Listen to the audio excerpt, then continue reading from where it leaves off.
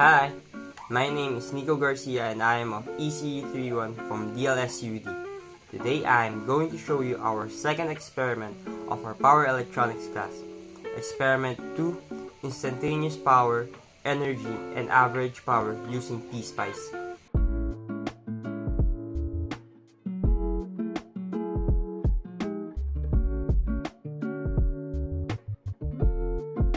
Open the OrCAD Capture PSpice and click the New Project.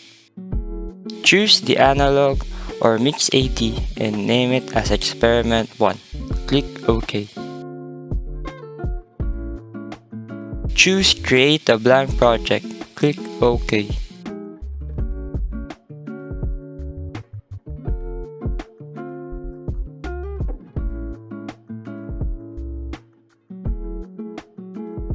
Create the circuit as shown below.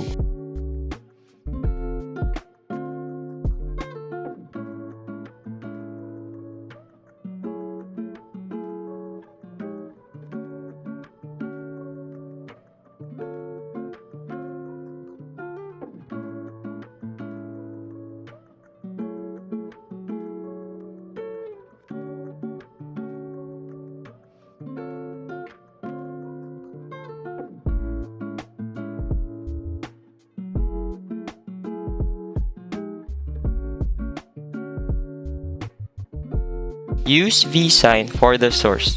Set the voltage source amplitude to 10 volts and frequency to 60 Hz, and the resistor to 5 ohms.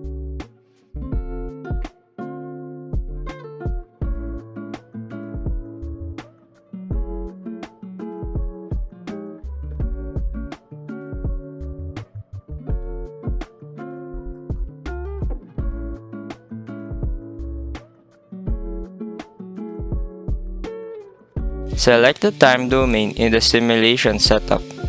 Enter a runtime of 16.67 milliseconds for one period of the source.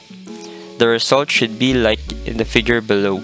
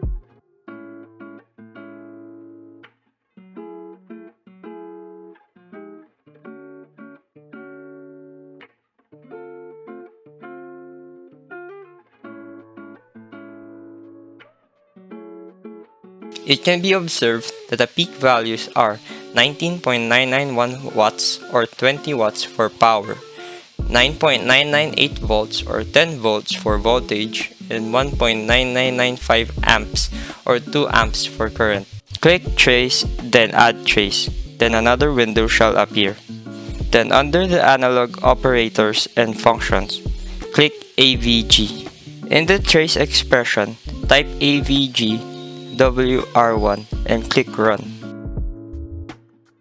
It can be observed that the RMS load power or average starts off at 0 and as it raises, goes up and down over time.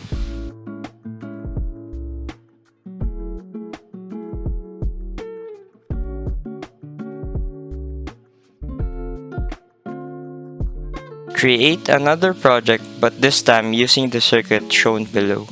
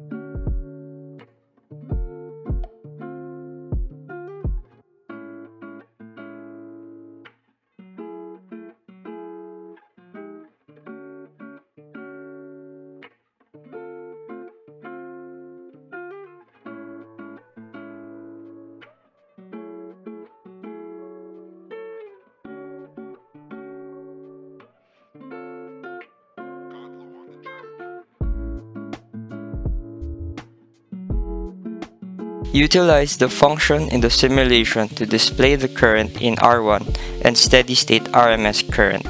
The output should be like the figure shown below.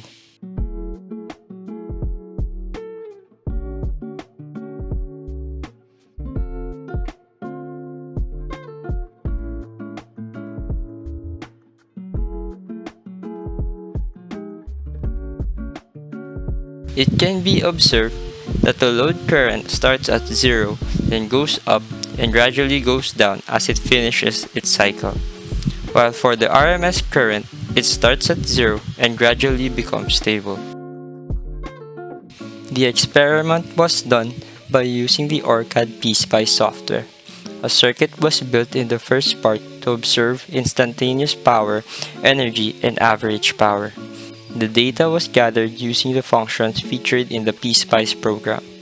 Since the frequency was at 60 Hz, 1 period is equivalent to 16.67 ms.